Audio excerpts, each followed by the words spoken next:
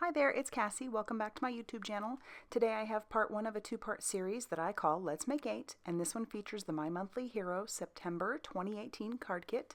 And this kit is still available as of filming, so hopefully it'll stay available for a little while longer because once these sell out, they sell out. So let's go ahead and take a look at what's inside the kit.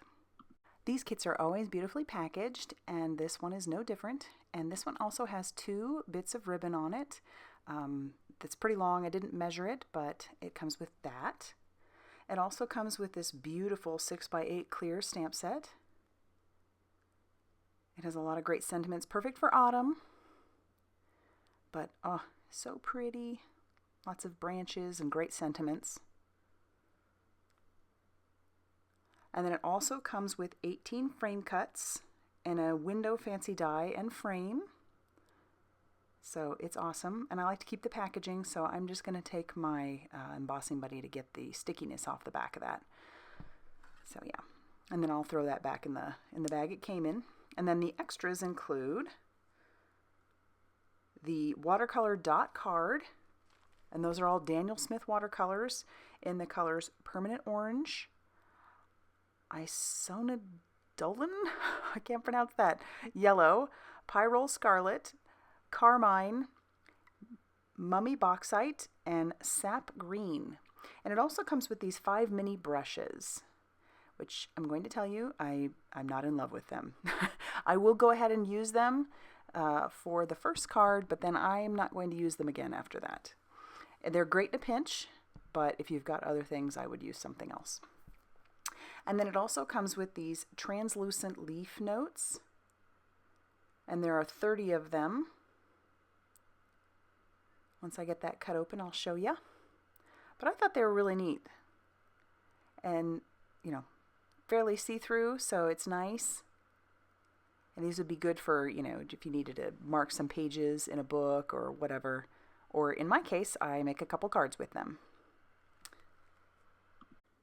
For card number 1, I'm going to do some watercoloring. So I have grabbed one of the stamps that is one of the branches with the leaves on it, and I am going to put that on my stamp block and grab some VersaFine Onyx Black ink, and I'm going to stamp that all over a panel of Strathmore 140 pound watercolor paper. I have this trimmed down to about 5.5 inches by 3 inches, and I am just randomly stamping the branch all over that background.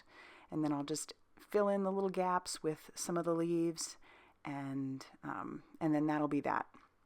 And then I'm going to heat set that, but you won't see that. So then I've sped up my coloring very quickly, so then I've grabbed those Daniel Smith watercolors that come in the set along with those 5 little brushes.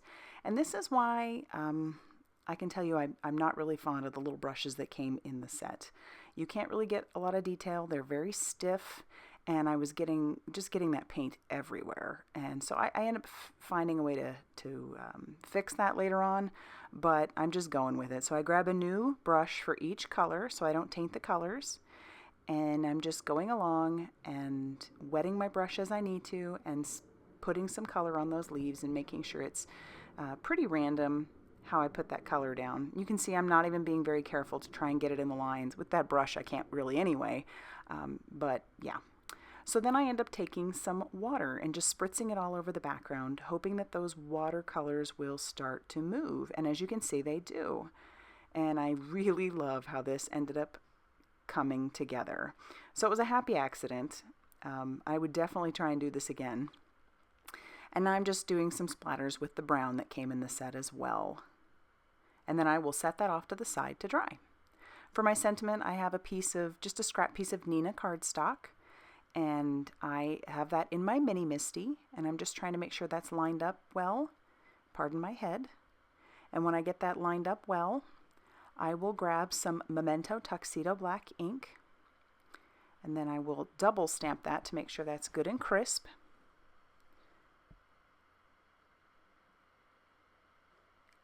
And when I'm done with that, I will pull that out and move on to my card base, which is from the Savory cardstock line from Tailored Expressions, and I will link those down below. And I have scored that at 5.5 inches to make that a top folding A2 size card. So now I have some fun foam, and I'm going to stick that on the back of my watercolor panel to add some dimension. This is an inexpensive way to add a little dimension to your cards. And then I will use that craft tacky glue once again to adhere that to my card panel. And I'm going to stick that off to the side. I don't want it centered. I'm going to have a nice little lip there. And then I will take my sentiment and I'll use a tape runner to adhere that down at the bottom.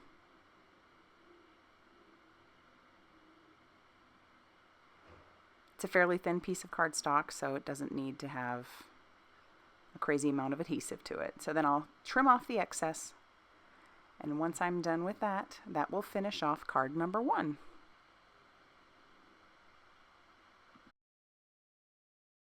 I'm going to work on a scene for card number 2, so I have some die cuts with a view pattern paper called No Problema. You've seen that in a haul video if you've watched any of my haul videos. And I am just scoring some dark blue cardstock at 5.5 inches to make it a top folding A2 size card. And I've already trimmed down some of that pattern paper to make it look like wallpaper and a table. And now I have a small piece of Express It cardstock, which is good for Copic coloring, and I am inking up a couple of those images with some Memento Tuxedo Black ink. I'm going to do that twice to make sure that it's a good and crisp image, because obviously I plan to do some Copic coloring. And I've sped that up pretty fast, and I have all the colors up on the screen for you. I didn't go too crazy with the intricacies, but one of the fun things about using patterned paper as a inspiration is that sometimes you'll grab colors that you may not typically grab. So I did look up what these kind of look like, and then I adapted my colors from there. And I don't even know if I really did it correctly, but I do like the color scheme. I typically wouldn't have chosen the BGs, like BG72 and BG75 for leaves, but I end up really loving how that worked out. I thought that was really pretty and kind of off the beaten path for me. So I'm just gonna shade, and it's really easy coloring that I'm doing, obviously. I'm not going too crazy. And then I end up bringing in that R32 back for the seed pod. And now I'm lining up the coordinating dies that go with these, and I'm just using a little bit of washi tape to make sure those stay in place as I run those through my Big Shot machine off screen. And I also did the vase in that same dark blue cardstock as I had before. So now I'll start actually assembling my card. And I'm using some Tombow permanent adhesive for the wallpaper. And then for the table, I've decided I do need to put a little shadowing in there because I don't want that vase to look like it's just floating. So I've grabbed that E43 marker, and I'm also going to grab an E42 after I do a little shadowing underneath where the vase would be. So in order to blend that out, that's where I grab the E42, and that blends out a little bit better. And obviously this paper isn't necessarily good for Copic coloring, but just for some shadowing, I'm not doing some heavy coloring, it works out just fine. And then I will tape that down as well.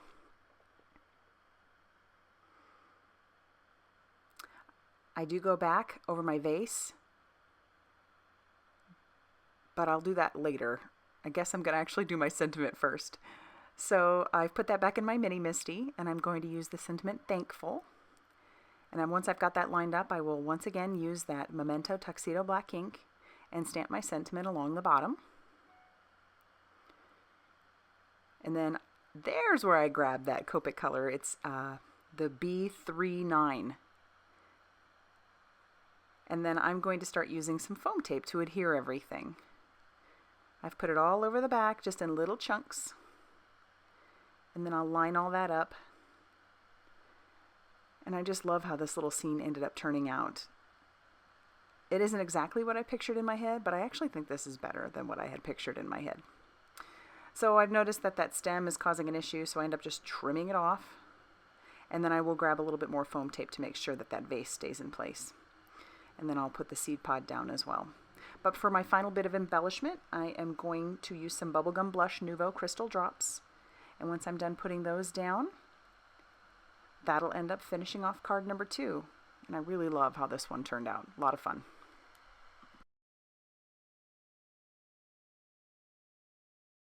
Card number 3 is going to actually be a pretty simple card. I just have a piece of Neenah cardstock. It's 80 pounds.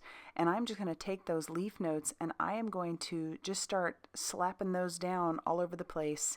And then where there isn't any sticky, I'll just use my Tombow adhesive to make sure that those leaves stay down. And I'm leaving some white space, not a lot, but I'm overlapping for sure. I just want this to look like just a leaf background, of course. And those orange leaves are so pretty, orange and red. And then once I've got that all completed, I will trim off all the excess.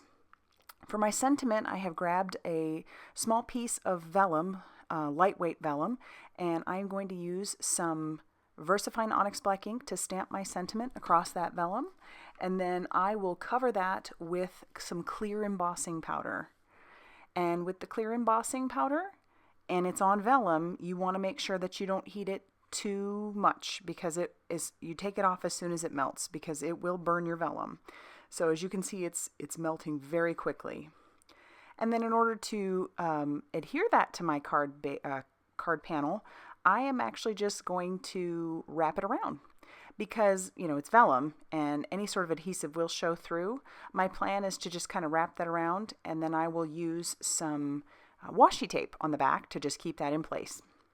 And then that shouldn't go anywhere. And I don't have to worry about the adhesive showing on the background.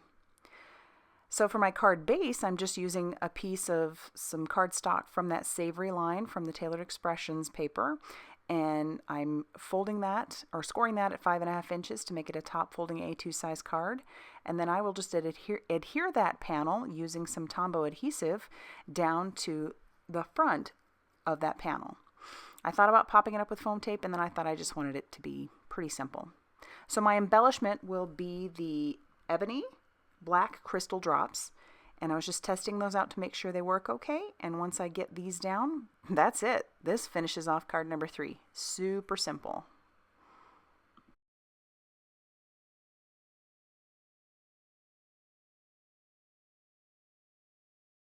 Card number 5 is going to be another pretty simple card. I am focusing on using the Window Fancy die.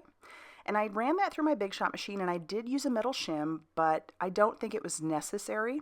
But everybody's machines are different, so just gauge it based off of your machine.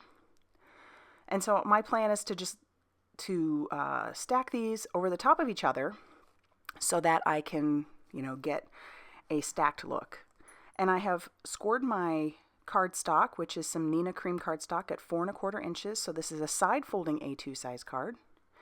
And now I'm going to kind of stack all those inside my MISTI so that I have a good gauge as to where my sentiment will end up landing. And that way I can center it pretty well. And then I'll close the door, pick up my sentiment, make sure my magnets are in place, use my embossing buddy. My paper ends up shifting, but I put it back in a good spot. And then I will cover that in some clear sticky ink. This one happens to be from Simon Says Stamp, but typically Versamark ink would work just fine. And then I will stamp that down, make sure it's good and covered, and then I will pull that out of my MISTI, and I will use some gold embossing powder. And I should have grabbed a coffee filter, but this ended up working out. I didn't end up making a mistake or spilling it all over the place, which is kind of surprising for me. And then I'll just heat set that. I love watching embossing powder melt. And so I decided to take those inside pieces and run that leaf die over that about 3-4 times each, because there's plenty of cardstock there, and I thought, well, maybe I could use these for the inside of my card or to help embellish the outside. And I did it with both that gold and that burgundy color. And then I stuck those inside my little splatter box, and I grabbed some gold paint from my Gonzai Tombow Starry Colors, and then I'm going to spritz that all over the images just by using a stamp block. And I'm going to do that all over those panels as well, the burgundy and the gold. And I really end up liking how that works. And then I even do it over my blue so that there's some cohesion between all those pieces. And then I'm going to start adhering everything. I'm just using my Tombow permanent adhesive, and then I'm just stacking those on top of each other just going the opposite direction so that some of that gold will show through. And then I end up using foam tape on those pieces to stack those on top of my dark blue panel. And I thought those layered nicely. I end up having a nice blue border just on the sides, which is what I wanted. And then I'll just use my Tombow adhesive on the blue to get that to stick to my card base. And I end up not using those leaves. I'll use those later. And that'll finish off these 4 cards. So let's take a look at the first 4 cards in this series.